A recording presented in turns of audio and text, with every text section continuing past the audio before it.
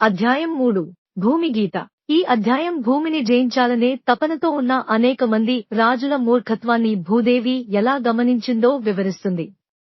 కలియుగం దోషాలతో నిండి ఉన్నప్పటికీ శ్రీహరి నామ సంకీర్తనం వాటన్నింటినీ ఎలా నశింపజేస్తుందో కూడా ఇది వివరిస్తుంది. మృత్యువు చేతిలో క్రీడబొమ్మల వంటి గొప్ప రాజులు తమ అంతఃశత్రువులైన షడ్రుపులను 5 ఇంద్రియాలు మరియు మనస్సు జయించాలని కోరుకుంటారు మరియు ఆ తర్వాత భూమిని, సముద్రాలను జయించగలమని ఊహిస్తారు. వారి మిథ్యా ఆశలను చూసి భూదేవి నవ్వుకుంటుంది. ఎందుకంటే గతంలోని గొప్ప రాజులందరిలాగే వీరు కూడా ఒకరోజు ఈ గ్రహాన్ని విడిచిపెట్టి వెళ్లవలసిందే. అంతేకాకుండా జయించలేని మరియు ఏదో ఒక సమయంలో వదిలివేయవలసిన ఈ భూమిని లేదా దానిలోని కొంత భాగాన్ని ఆక్రమించుకున్న తర్వాత తండ్రులు, కొడుకులు, సోదరులు, స్నేహితులు మరియు బంధువులు దానికోసం కలహించుకుంటారు. ఈ విధంగా చరిత్రను అధ్యయనం చేయడం వల్ల ప్రాపంచిక విజయాలన్నీ తాత్కాలికమని సహజంగానే అర్థమవుతుంది మరియు ఈ ముగింపు వైరాగ్య భావనను కలిగిస్తుంది. అంతిమంగా ఏ జీవికైనా జీవిత పరమావధి శ్రీకృష్ణుని పట్ల చేసే అనన్య భక్తి. ఇది అశుభాలన్నింటినీ నశింపజేస్తుంది. సత్యయుగంలో ధర్మం, సత్యం, దయ, తపస్సు మరియు దానం అనే 4 పాదాలతో సంపూర్ణంగా ఉండేది. తర్వాతి యుగాలలో ఈ ధర్మ గుణాలు ఒక్కొక్కటిగా పావు వంతు తగ్గుతూ వస్తాయి. కలియుగంలో ధర్మం కేవలం ఒక పాదం మీద మాత్రమే నిలుస్తుంది. అది కూడా యుగం గడిచే కొద్దీ నశిస్తుంది. సత్యయుగంలో సత్వగుణం, త్రేతాయుగంలో రజోగుణం, ద్వాపరయుగంలో రజో మరియు తమో గుణాల మిశ్రమం, కలియుగంలో తమో గుణం ప్రధానంగా ఉంటాయి. నాస్తికత్వం, వస్తువుల అల్పత్వం మరియు జననేంద్రియాలు, పొట్టికే ప్రాధాన్యత ఇవ్వడం కలియుగంలో స్పష్టంగా కనిపిస్తాయి. కలియుగ ప్రభావంతో కలుషితమైన జీవులు శ్రీహరిని ఆరాధించరు. అయితే ఆయన నామ మహిమను కీర్తించడం మరియు ఆయనను శరణు వేడడం ద్వారా బంధనాల నుండి విముక్తి పొంది సులభంగా పరమపదాన్ని చేరుకోవచ్చు. కలియుగంలో బద్ధజీవుల హృదయాలలో పరమ పురుష భగవంతుడు వ్యక్తమైతే ఈ యుగంలోని స్థల, కాల మరియు వ్యక్తిగత దోషాలన్నీ నశిస్తాయి. కలియుగం దోషాల సముద్రం. కానీ ఇందులో ఒక గొప్ప గుణం ఉంది. కేవలం కృష్ణ నామ సంకీర్తనం ద్వారానే భౌతిక బంధాల నుండి విముక్తి పొంది పరమ సత్యాన్ని చేరుకోవచ్చు. సత్యయుగంలో ధ్యానం ద్వారా, త్రేతాయుగంలో యజ్ఞాల ద్వారా మరియు ద్వాపరయుగంలో అర్చన, ఆరాధన ద్వారా ఏ ఫలితమైతే లభించిందో అది కలియుగంలో కేవలం హరికీర్తన ద్వారానే సులభంగా లభిస్తుంది. శ్లోకం 1. సుఖదేవ గోస్వామి ఇలా అన్నారు. ఈ భూమిని జయించే ప్రయత్నంలో నిమగ్నమైన రాజులను చూసి భూదేవి నవ్వింది. ఆమె ఇలా అన్నది. మృత్యువు చేతిలో క్రీడబొమ్మలైన ఈ రాజులు నన్ను జయించాలని ఎలా కోరుకుంటున్నారో చూడండి. శ్లోకం 2. మానవ పాలకులలో గొప్పవారు, విద్యావంతులు కూడా భౌతిక కామం వల్ల నిరాశను, వైఫల్యాన్ని పొందుతారు. నీటిపై బుడగలాంటి ఈ శరీరంపై, చనిపోయిన మాంసపు ముద్దపై వారు ఎంతో ఆశను, నమ్మకాన్ని పెట్టుకుంటారు. శ్లోకాలు 3-4. రాజులు, రాజకీయ నాయకులు ఇలా ఊహిస్తారు. మొదట నేను నా ఇంద్రియాలను, మనస్సును జయిస్తాను. ఆపై నా మంత్రులను లోబరుచుకుంటాను. సలహాదారులు, పౌరులు, బంధువులు మరియు ఏనుగుల సంరక్షకుల నుండి ఎదురయ్యే అడ్డంకులను తొలగించుకుంటాను. ఈ విధంగా నేను క్రమంగా భూమినంతటినీ జయిస్తాను. గొప్ప అంచనాలతో వారి హృదయాలు బందీ అవ్వడం వల్ల తమ పక్కనే వేచి ఉన్న మృత్యువును వారు చూడలేకపోతున్నారు. శ్లోకం 5. భూమిపై ఉన్న భూభాగాన్నంతా జయించిన తర్వాత ఈ గర్విష్ఠులైన రాజులు సముద్రాన్ని కూడా జయించడానికి దానిపైకి దాడి చేస్తారు. రాజకీయ దోపిడీ కోసం చేసే వారి ఇంద్రియ నిగ్రహం వల్ల ప్రయోజనం ఏమిటి? ఇంద్రియ నిగ్రహం యొక్క నిజమైన లక్ష్యం ఆధ్యాత్మిక ముక్తి. శ్లోకం 6. ఓ కురుశ్రేష్ఠ! భూదేవి ఇలా కొనసాగించింది. గతంలో గొప్ప వ్యక్తులు మరియు వారి వంశస్థులు తాము ఎలాగైతే నిస్సహాయంగా పుట్టారో అలాగే నిస్సహాయంగా నన్ను విడిచి వెళ్లిపోయినప్పటికీ నేటికీ మూర్ఖులు నన్ను జయించడానికి ప్రయత్నిస్తున్నారు. శ్లోకం 7. నన్ను జయించడం కోసం భౌతికవాదులు ఒకరితో ఒకరు పోరాడుకుంటారు. రాజకీయ అధికారంపై ఉన్న వ్యామోహం వల్ల తండ్రులు కొడుకులను ఎదిరిస్తారు. సోదరులు ఒకరితో ఒకరు పోరాడుకుంటారు. శ్లోకం 8. రాజకీయ నాయకులు ఒకరినొకరు సవాలు చేసుకుంటారు. ఈ భూమి అంతా నాది, నీది కాదు మూర్ఖుడా అని. ఈ విధంగా వారు ఒకరిపై ఒకరు దాడి చేసుకుని మరణిస్తారు. శ్లోకాలు 9-13. పృథువు, పురూరవుడు, గాధి, నహుషుడు, భరతుడు, కార్తవీర్య అర్జునుడు, మాంధాత, సగరుడు, రాముడు, ఖట్వాంగుడు, దుందువుడు, రఘువు, తృణబిందువు, యయాతి, శర్యాతి, శంతనుడు, గయుడు, భగీరథుడు, కువలయాశ్వుడు, కకుత్సుడు, నైషధుడు, మృగుడు, హిరణ్యకశిపుడు, వృత్రాసురుడు, ప్రపంచాన్నంతటినీ దుమఖంలో ముంచిన రావణుడు, నముచి, సంబరుడు, భౌముడు, హిరణ్యాక్షుడు మరియు తారకాసురుడు వంటి గొప్ప రాజులు మరియు అసురులు అందరూ జ్ఞానులు, వీరులు మరియు అజేయులు. అయినప్పటికీ, ఓ సర్వశక్తిమంతుడా, నన్ను దక్కించుకోవడానికి వారు తీవ్రంగా ప్రయత్నించినప్పటికీ, కాలక్రమంలో వారు కేవలం చరిత్ర పుటల్లో మిగిలిపోయారు. ఎవరూ తమ పాలనను శాశ్వతంగా స్థాపించలేకపోయారు. శ్లోకం 14. సుఖదేవ గోస్వామి ఇలా అన్నారు: ఓ పరాక్రమవంతుడైన పరీక్షిత్, ప్రపంచవ్యాప్తంగా కీర్తిని సంపాదించి తర్వాత నిష్క్రమించిన ఈ రాజుల కథలన్నీ నీకు వివరించాను. నా నిజమైన ఉద్దేశ్యం దివ్య జ్ఞానాన్ని మరియు వైరాగ్యాన్ని బోధించడమే. రాజుల కథలు ఈ ప్రవచనాలకు శక్తిని, వైభవాన్ని ఇస్తాయి కాని అవే జ్ఞానం యొక్క అంతిమ అంశం కావు. శ్లోకం 15.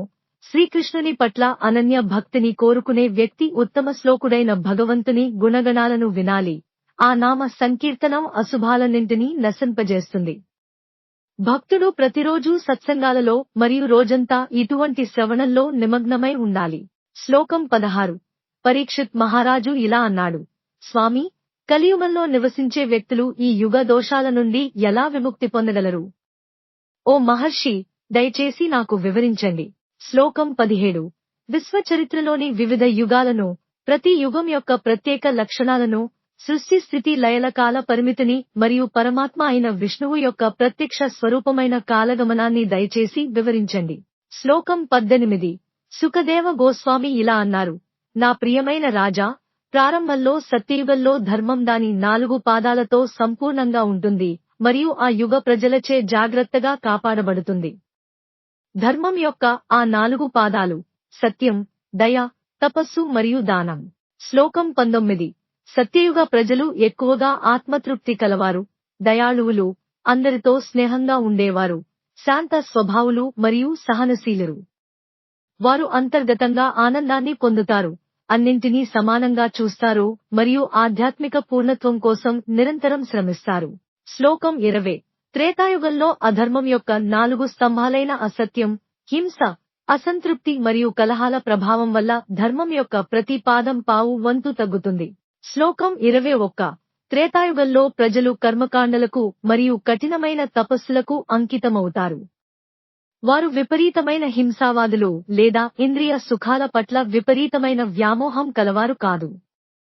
వారి ఆసక్తి ప్రధానంగా ధర్మం, ఆర్థికాభివృద్ధి మరియు నియంత్రిత ఇంద్రియ తృప్తిపై ఉంటుంది. వారు 3 వేదాల సూచనలను అనుసరించి శ్రేయస్సును పొందుతారు. ఈ యుగంలో సమాజం 4 తరగతులుగా విడిపోయినప్పటికీ ఎక్కువ మంది బ్రాహ్మణులే ఉంటారు. శ్లోకం 22. ద్వాపరయుగంలో తపస్సు, సత్యం, దయ మరియు దానం వంటి ధర్మ గుణాలు వాటి వ్యతిరేక గుణాలైన అసంతృప్తి, అసత్యం, హింస మరియు శత్రుత్వం వల్ల సగానికి తగ్గుతాయి. శ్లోకం 23. ద్వాపరయుగంలో ప్రజలు కీర్తిపై ఆసక్తి కలిగి ఉంటారు మరియు చాలా ఉదార స్వభావులు. వారు వేదాధ్యయనానికి అంకితమవుతారు, గొప్ప సంపదను కలిగి ఉంటారు, పెద్ద కుటుంబాలను పోషిస్తారు మరియు ఉత్సాహంగా జీవితాన్ని గడుపుతారు. 4 వర్ణాలలో క్షత్రియులు మరియు బ్రాహ్మణులు ఎక్కువగా ఉంటారు. శ్లోకం 24. కలియుగంలో ధర్మ సూత్రాలలో కేవలం 4వ వంతు మాత్రమే మిగులుతుంది. ఆ మిగిలిన భాగం కూడా నిరంతరం పెరుగుతున్న అధర్మం వల్ల క్రమంగా తగ్గిపోయి చివరికి నశిస్తుంది. శ్లోకం 25. కలియుగంలో ప్రజలు లోబులుగా, దుష్ప్రవర్తన కలవారిగా మరియు దయలేనివారిగా ఉంటారు, చిన్న కారణాలకే ఒకరితో ఒకరు పోరాడుకుంటారు. దురదృష్టవంతులు మరియు భౌతిక కోరికలతో నిండిన కలియుగ ప్రజలు దాదాపు అందరూ శూద్రులు మరియు అనాగరికులుగా ఉంటారు. శ్లోకం 26. ఒక వ్యక్తి మనస్సులో గమనించే సత్వ, రజో మరియు తమో గుణాల మార్పులు కాల ప్రభావం చేత ప్రేరేపించబడతాయి. శ్లోకం 27. మనస్సు, బుద్ధి మరియు ఇంద్రియాలు సత్వగుణంలో స్థిరంగా ఉన్నప్పుడు ఆ కాలాన్ని సత్యయుగంగా అర్థం చేసుకోవాలి.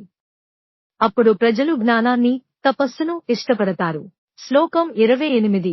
ఓ బుద్ధిమంతుడా, బద్ధజీవులు తమ కర్తవ్యాలను నిర్వర్తిస్తూనే వ్యక్తిగత ప్రతిష్టను, స్వార్థ ప్రయోజనాలను ఆశించినప్పుడు అది రజోగుణం ప్రధానంగా ఉండే త్రేతాయుగమని అర్థం చేసుకోవాలి.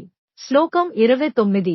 లోభం, అసంతృప్తి, అహంకారం, కపటం మరియు అసూయ వంటివి స్వార్థపూరిత కార్యకలాపాల పట్ల ఆకర్షణతో పాటు ప్రముఖంగా ఉన్నప్పుడు అది రజో మరియు తమో గుణాల మిశ్రమంతో కూడిన ద్వాపరయుగం. శ్లోకం 30. మోసం, అసత్యం, సోమరితనం, నిద్ర, హింస, నిరాశ, విచారం, భ్రమ, భయం మరియు పేదరికం ఎక్కువగా ఉన్నప్పుడు అది తమో గుణం ప్రధానంగా ఉండే కలియుగం. శ్లోకం 31. కలియుగంలోని దుర్గుణాల వల్ల మనుష్యులు స్వల్ప దృష్టి కలవారు, దురదృష్టవంతులు, తిండిపోతులు, కామపిశాచులు మరియు పేదలుగా మారతారు. స్త్రీలు పాతివ్రత్యాన్ని కోల్పోయి స్వేచ్ఛగా పురుషుల వెంట తిరుగుతారు. శ్లోకం 32. నగరాలు దొంగల మయమవుతాయి, వేదాలు నాస్తికుల తప్పుడు వ్యాఖ్యానాలతో కలుషితమవుతాయి, రాజకీయ నాయకులు ప్రజలను పీల్చి పిప్పి చేస్తారు మరియు పురోహితులు, మేధావులు అని పిలవబడేవారు పొట్ట మరియు జననేంద్రియాల తృప్తికే అంకితమవుతారు. శ్లోకం 33. బ్రహ్మచారులు తమ వ్రతాలను పాటించడంలో విఫలమై అపవిత్రంగా ఉంటారు, గృహస్థులు భిక్షగాళ్లుగా మారతారు, వానప్రస్థులు గ్రామాల్లో నివసిస్తారు మరియు సన్యాసులు ధనంపై ఆశ పెంచుకుంటారు. శ్లోకం 34. స్త్రీలు శారీరకంగా చాలా చిన్నవారుగా ఉంటారు, ఎక్కువగా తింటారు, తాము సరిగ్గా చూసుకోలేనంత మంది పిల్లలను కంటారు మరియు సిగ్గును కోల్పోతారు. వారు ఎప్పుడూ కఠినంగా మాట్లాడుతారు మరియు దొంగతనం, మోసం మరియు అదుపులేని మొండితనాన్ని ప్రదర్శిస్తారు.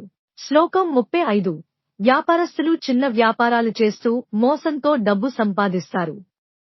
అత్యవసర పరిస్థితి లేకపోయినా ప్రజలు నీచమైన వృత్తులను స్వీకరించడానికి వెనుకాడరు. శ్లోకం 36. యజమాని సంపద కోల్పోతే సేవకులు అతడిని వదిలేస్తారు, ఆ యజమాని ఎంతటి సద్గుణవంతుడైనా సరే. తరతరాలుగా ఇంట్లో ఉన్న సేవకుడికి శక్తి ఉడిగిపోతే యజమానులు అతడిని వదిలేస్తారు. పాలు ఇవ్వడం మానేసినప్పుడు ఆవులను వదిలేయడం లేదా చంపడం చేస్తారు. శ్లోకం 37. కలియుగంలో పురుషులు దీనులు మరియు స్త్రీలకు లోబడి ఉంటారు. వారు తమ తండ్రులు, సోదరులు, బంధువులు మరియు స్నేహితులను వదిలిపెట్టి భార్య యొక్క సోదర సోదరీమణులతో సహవాసం చేస్తారు. వారి స్నేహ భావన కేవలం లైంగిక సంబంధాల మీదనే ఆధారపడి ఉంటుంది. శ్లోకం 38. అనాగరిక వ్యక్తులు భగవంతుని పేరుతో దానాలు స్వీకరిస్తారు మరియు తపస్సు చేస్తున్నట్లు నటిస్తూ సన్యాసి వేషంలో జీవిస్తారు. ధర్మం గురించి ఏమీ తెలియని వారు ఉన్నత పీఠాల మీద కూర్చుని ధర్మ సూత్రాల గురించి మాట్లాడుతారు. శ్లోకాలు 39-40. కలియుగంలో ప్రజల మనస్సులు ఎప్పుడూ ఆందోళనతో ఉంటాయి. కరువు మరియు పన్నుల భారం వల్ల వారు కృశించిపోతారు, ఎప్పుడూ అనావృష్టి భయంతో ఉంటారు. వారికి సరైన వస్త్రాలు, ఆహారం, పానీయాలు, నిద్ర, మైథునం లేదా స్నానం అందుబాటులో ఉండవు, శరీరాలను అలంకరించుకోవడానికి ఆభరణాలు ఉండవు. నిజానికి కలియుగ ప్రజలు క్రమంగా పిశాచాల వలె కనిపిస్తారు. శ్లోకం 41. కలియుగంలో మనుష్యులు కొద్దిపాటి నాణేల కోసం కూడా ఒకరినొకరు ద్వేషించుకుంటారు. స్నేహ సంబంధాలను వదిలివేసి తమ ప్రాణాలను పణంగా పెట్టడానికి మరియు తమ బంధువులను కూడా చంపడానికి సిద్ధపడతారు. శ్లోకం 42. పురుషులు తమ వృద్ధ తల్లిదండ్రులను, పిల్లలను లేదా గౌరవనీయులైన భార్యలను రక్షించరు. పూర్తిగా పతనమైన వారు కేవలం తమ పొట్ట మరియు జననేంద్రియాల తృప్తికే ప్రాధాన్యత ఇస్తారు. శ్లోకం 43. రాజా, కలియుగంలో ప్రజల బుద్ధి నాస్తికత్వం వైపు మళ్లుతుంది. వారు విశ్వగురువు అయిన పరమ పురుష భగవంతునికి యజ్ఞాలు చేయరు. ముల్లోకాలను శాసించే గొప్ప వ్యక్తులే భగవంతుని పాదపద్మాలకు నమస్కరిస్తున్నప్పటికీ ఈ యుగంలోని అల్పమైన దౌర్భాగ్యపు మనుష్యులు అలా చేయరు. శ్లోకం 44. మృత్యు భయంతో మంచంపై పడి కంఠం తడబడుతున్నా స్పృహ లేకపోయినా ఒక వ్యక్తి భగవంతుని పవిత్ర నామాన్ని ఉచ్చరిస్తే అతడు తన కర్మల నుండి విముక్తి పొంది పరమపదాన్ని చేరుకోవచ్చు. కాని కలియుగ ప్రజలు మాత్రం భగవంతుని ఆరాధించరు. శ్లోకం 45. కలియుగంలో వస్తువులు, స్థలాలు మరియు వ్యక్తులు కూడా కలుషితమవుతారు.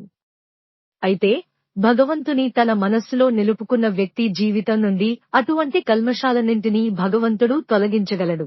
శ్లోకం 46. హృదయంలో ఉన్న భగవంతుని గురించి విన్నా, కీర్తించినా, ధ్యానించినా, ఆరాధించినా లేదా కేవలం గౌరవించినా వేల జన్మల నుండి మనస్సులో పేరుకుపోయిన కల్మషాన్ని భగవంతుడు తొలగిస్తాడు. శ్లోకం 47. బంగారాన్ని అగ్నిలో కాల్చడం వల్ల ఇతర లోహాల మాలిన్యాలు ఎలా తొలగిపోతాయో అలాగే హృదయంలో ఉన్న విష్ణువు యోగుల మనస్సులను పవిత్రం చేస్తాడు. శ్లోకం 48 దేవతారాధన, తపస్సు, ప్రాణాయామం, దయ, పుణ్యక్షేత్ర దర్శనం, కఠిన వ్రతాలు, దానం మరియు వివిధ మంత్రాల జపం వంటి క్రియల ద్వారా మనస్సు పొందని పవిత్రతను భగవంతుడు హృదయంలో వ్యక్తమైనప్పుడు సులభంగా పొందవచ్చు. శ్లోకం 49 కాబట్టి రాజా, నీ పూర్ణ శక్తితో కేశవుడిని నీ హృదయంలో నిలుపుకోవడానికి ప్రయత్నించు. భగవంతునిపై ఈ ఏకాగ్రతను కొనసాగించు. మరణ సమయంలో నువ్వు నిశ్చయంగా పరమపదాన్ని పొందుతావు. శ్లోకం 50 నా ప్రియమైన రాజా, భగవంతుడే అంతిమ నియంత. ఆయన అందరి హృదయాలలో ఉండే పరమాత్మ మరియు సర్వ జీవులకు ఆశ్రయం. మరణించబోయే వారు ఆయనను ధ్యానిస్తే ఆయన వారికి వారి నిత్య ఆధ్యాత్మిక స్వరూపాన్ని వెల్లడిస్తాడు. శ్లోకం 51 నా ప్రియమైన రాజా, కలియుగం దోషాల సముద్రమైనప్పటికీ ఈ యుగంలో ఒక మంచి గుణం ఉంది. కేవలం హరే కృష్ణ మహామంత్రాన్ని జపించడం ద్వారా భౌతిక బంధాల నుండి విముక్తి పొంది ఆధ్యాత్మిక రాజ్యాన్ని చేరుకోవచ్చు. శ్లోకం 52 సత్యయుగంలో విష్ణు ధ్యానం ద్వారా, త్రేతాయుగంలో యజ్ఞాల ద్వారా మరియు ద్వాపరయుగంలో భగవంతుని పాదపద్మాల సేవ ద్వారా ఏ ఫలితమైతే లభించిందో అది కలియుగంలో కేవలం హరే కృష్ణ మహామంత్రాన్ని జపించడం ద్వారా పొందవచ్చు. అధ్యాయం 4 చతుర్విధ ప్రళయాలు. ఈ అధ్యాయం 4 రకాల ప్రళయాలను నిత్య, నైమిత్తిక, ప్రాకృతిక మరియు ఆత్యంతిక వివరిస్తుంది మరియు భౌతిక జీవిత చక్రం నుండి విముక్తి పొందడానికి ఏకైక మార్గమైన శ్రీహరి నామ సంకీర్తనం గురించి చర్చిస్తుంది. 4 యుగాల 1000 చక్రాలు బ్రహ్మకు ఒక పగలు అవుతాయి. బ్రహ్మ యొక్క ప్రతి పగలును కల్పం అంటారు. ఇందులో 14 మంది మనువుల కాలం ఉంటుంది. బ్రహ్మరాత్రి కూడా పగలుతో సమానమైన కాలం ఉంటుంది. తన రాత్రి సమయంలో బ్రహ్మ నిద్రపోతాడు మరియు 3 లోకాలు నాశనమవుతాయి. దీనిని నైమిత్తిక ప్రళయం అంటారు. బ్రహ్మ 100 సంవత్సరాల ఆయుష్షు ముగిసినప్పుడు ప్రాకృతిక ప్రళయం సంభవిస్తుంది. ఆ సమయంలో మహత్తత్వం నుండి ప్రారంభించి 7 మూలకాలు మరియు వాటితో నిర్మితమైన విశ్వం అంతా నాశనమవుతాయి. ఒక వ్యక్తి పరమ సత్య జ్ఞానాన్ని పొందినప్పుడు అతడు వాస్తవికతను అర్థం చేసుకుంటాడు. అతడు సృష్టినంతటినీ పరమాత్మ కంటే భిన్నమైనదిగా మరియు అసత్యమైనదిగా చూస్తాడు. దీనిని ఆత్యంతిక ప్రళయం, ముక్తి అంటారు. ప్రతి క్షణం కాలం అదృశ్యంగా జీవుల శరీరాలను మరియు ఇతర భౌతిక పదార్థాలను మారుస్తూ ఉంటుంది. ఈ మార్పు వల్ల జీవుడు పుట్టుక మరియు మరణం అనే నిత్య ప్రళయాన్ని అనుభవిస్తాడు. బ్రహ్మతో సహా అన్ని జీవులు నిరంతరం పుట్టుక మరియు నాశనానికి గురవుతాయని సూక్ష్మ దృష్టి కలవారు చెబుతారు. భౌతిక జీవితం అంటే జనన మరణాలకు లేదా సృష్టి నాశనాలకు లోబడి ఉండటం. అజేయమైన భౌతిక సాగరాన్ని దాటడానికి అనువైన ఏకైక నౌక భగవంతుని దివ్య లీలలను శ్రవణం చేయడమే. శ్లోకం 1 సుఖదేవ గోస్వామి ఇలా అన్నారు, నా ప్రియమైన రాజా, పరమాణువు గమనం నుండి బ్రహ్మ ఆయుష్ వరకు కాలాన్ని నేను ఇప్పటికే వివరించాను. విశ్వచరిత్రలోని వివిధ యుగాలను కూడా వివరించాను. ఇప్పుడు బ్రహ్మ పగలు మరియు ప్రళయ ప్రక్రియ గురించి విను. శ్లోకం 2 4 యుగాల 1000 చక్రాలు బ్రహ్మకు ఒక పగలు, దీనిని కల్పం అంటారు. ఈ కాలంలో 14 మంది మనువులు వస్తారు మరియు వెళ్తారు. శ్లోకం 3 బ్రహ్మ పగలు ముగిసిన తర్వాత అదే కాలపరిమితి కలిగిన అతని రాత్రి సమయంలో ప్రళయం సంభవిస్తుంది. ఆ సమయంలో ముల్లోకాలు నాశనమవుతాయి. శ్లోకం 4 దీనిని నైమిత్తిక ప్రళయం అంటారు. బ్రహ్మ నిద్రపోతున్నప్పుడు ఆదికర్త అయిన నారాయణుడు అనంత శేష తల్పంపై శయనించి విశ్వాన్నంతటినీ తనలోకి ఉపసంహరించుకుంటాడు. శ్లోకం 5 బ్రహ్మ 100 సంవత్సరాల ఆయుష్షు ముగిసినప్పుడు సృష్టికి మూలమైన 7 మూలకాలు నశిస్తాయి. శ్లోకం 6 రాజా, భౌతిక మూలకాలు నశించినప్పుడు మూలకాల కలయికతో ఏర్పడిన బ్రహ్మాండం నాశనమవుతుంది. శ్లోకం 7 ప్రళయం సమీపించినప్పుడు భూమిపై 100 సంవత్సరాల పాటు వర్షాలు ఉండవు. కరువు వల్ల ఆకలితో ప్రజలు ఒకరినొకరు తింటారు. కాల ప్రభావంతో భూమిపై ఉన్న జీవులందరూ క్రమంగా నశిస్తారు. శ్లోకం 8 సూర్యుడు తన ప్రళయ రూపంలో సముద్రంలోని జీవుల శరీరాల్లోని మరియు భూమిలోని నీటినంతటినీ తన కిరణాలతో పీల్చేస్తాడు. కాని ప్రతిగా వర్షం ఇవ్వడు. శ్లోకం 9 తర్వాత సంకర్షణుడి ముఖం నుండి ప్రళయ అగ్ని ఉద్భవిస్తుంది. గాలి వేగంతో ఈ అగ్ని విశ్వమంతా వ్యాపించి జీవం లేని బ్రహ్మాండాన్ని దహిస్తుంది. శ్లోకం 10. పైన సూర్యుడు, కింద సంకర్షణుడి అగ్ని ఇలా అన్ని వైపుల నుండి దహించబడి బ్రహ్మాండం మండుతున్న పిడకలా కనిపిస్తుంది. శ్లోకం 11. భయంకరమైన ప్రళయ వాయువు 100 సంవత్సరాల పాటు వీస్తుంది. ఆకాశం ధూళితో నిండి బూడిద రంగులోకి మారుతుంది. శ్లోకం 12. ఆ తర్వాత చిత్ర విచిత్రమైన మేఘాలు గుంపులుగా చేరి భీకరమైన గర్జనలతో 100 సంవత్సరాల పాటు కుంభవృష్టిని కురిపిస్తాయి. శ్లోకం 13. ఆ సమయంలో బ్రహ్మాండం నీటితో నిండిపోయి ఒకే ఒక మహాసముద్రంగా మారుతుంది. శ్లోకం 14. విశ్వమంతా జలమయం అయినప్పుడు నీరు భూమిలోని గంధం, సువాసన అనే గుణాన్ని హరిస్తుంది. అప్పుడు భూమి నీటిలో కరిగిపోతుంది. శ్లోకాలు 15-19. తర్వాత అగ్ని నీటిలోని రసాన్ని, రుచి గ్రహిస్తుంది. అప్పుడు నీరు అగ్నిలో కలిసిపోతుంది. గాలి అగ్నిలోని రూపాన్ని గ్రహిస్తుంది. అప్పుడు అగ్ని గాలిలో కలిసిపోతుంది. ఆకాశం గాలిలోని స్పర్శ అనే గుణాన్ని గ్రహిస్తుంది. అప్పుడు గాలి ఆకాశంలో కలుస్తుంది. తర్వాత తామస అహంకారం ఆకాశంలోని శబ్దం అనే గుణాన్ని గ్రహిస్తుంది. అప్పుడు ఆకాశం అహంకారంలో కలుస్తుంది. రాజస అహంకారం ఇంద్రియాలను, సాత్విక అహంకారం దేవతలను తనలోకి తీసుకుంటుంది. తర్వాత మహత్తత్వం అహంకారాన్ని, సత్వరజో తమో గుణాలు మహత్తత్వాన్ని తమలోకి తీసుకుంటాయి. ఈ గుణాలన్నీ కాల ప్రేరితమైన ఆది ప్రకృతిలో, అవ్యక్తంలో లీనమవుతాయి. ఈ ప్రకృతికి ఆది అంతం ఉండదు. అది నిత్యం మరియు సృష్టికి అచ్యుతమైన కారణం. శ్లోకాలు 20-21. ప్రకృతి యొక్క ఈ అవ్యక్త స్థితిని ప్రధానం అంటారు. ఇక్కడ మాటలు, మనస్సు, మహత్తత్వం వంటివి ఉండవు. సత్వరజో తమో గుణాలు ఉండవు. ప్రాణవాయువు, బుద్ధి, ఇంద్రియాలు, దేవతలు ఉండవు. లోకాలు, జాగ్రత్ స్వప్న సుషుప్తి స్థితులు ఉండవు. ఆకాశం, నీరు, భూమి, గాలి, అగ్ని, సూర్యుడు ఏవీ ఉండవు. అది గాఢ నిద్ర లేదా శూన్యం వంటి స్థితి. దీనిని వివరించడం అసాధ్యం. అయితే ఇది భౌతిక సృష్టికి మూలాధారమని ఆధ్యాత్మిక శాస్త్రవేత్తలు చెబుతారు. శ్లోకం 22. దీనినే ప్రాకృతిక ప్రళయం అంటారు. కాల ప్రభావంతో భగవంతుని శక్తులన్నీ వాటి సామర్థ్యాన్ని కోల్పోయి సంపూర్ణంగా కలిసిపోతాయి. శ్లోకం 23. బుద్ధి, ఇంద్రియాలు మరియు విషయాల రూపంలో వ్యక్తమయ్యేది మరియు వాటికి మూలాధారమైనది పరమ సత్యం ఒక్కటే. ఆది అంతం ఉన్నదంతా అశాశ్వతం, ఎందుకంటే అవి పరిమిత ఇంద్రియాలకు గోచరించేవి మరియు వాటి కారణం కంటే భిన్నమైనవి కావు. శ్లోకం 24. దీపం, దాని కాంతిలో చూసే కన్ను మరియు కనిపించే రూపం, ఇవన్నీ మూల రూపంలో అగ్ని కంటే భిన్నం కావు. అలాగే బుద్ధి, ఇంద్రియాలు మరియు విషయాలు పరమ సత్యం కంటే విడిగా లేవు, కానీ ఆ సత్యం వాటికి అతీతమైనది. శ్లోకం 25. బుద్ధికి జాగ్రత్, స్వప్న మరియు సుషుప్తి అనే 3 స్థితులు ఉన్నాయి. కానీ ఈ స్థితుల వల్ల జీవుడు పొందే వివిధ అనుభవాలన్నీ మాయాజాలం మాత్రమే. శ్లోకం 26. ఆకాశంలో మేఘాలు ఎలాగైతే ఏర్పడి మళ్లీ కలిసిపోతాయో, అలాగే ఈ విశ్వం పరమ సత్యంలో సృష్టించబడి మళ్లీ అందులోనే లీనమవుతుంది. శ్లోకం 27. వేదాంత సూత్రంలో చెప్పబడినట్లు ఒక వస్త్రంలో దారాలను ఎలాగైతే విడిగా చూడవచ్చో, అలాగే ఈ విశ్వంలో ప్రతి వస్తువులోనూ దాని కారణభూతమైన సత్యాన్ని చూడవచ్చు. శ్లోకం 28. సాధారణ కారణం మరియు ప్రత్యేక కార్యం, ఎఫెక్ట్ అనేవి ఒకదానిపై ఒకటి ఆధారపడి ఉంటాయి కాబట్టి అవి మాయ మాత్రమే. ఆది అంతం ఉన్నదేదీ వాస్తవం కాదు. శ్లోకం 29.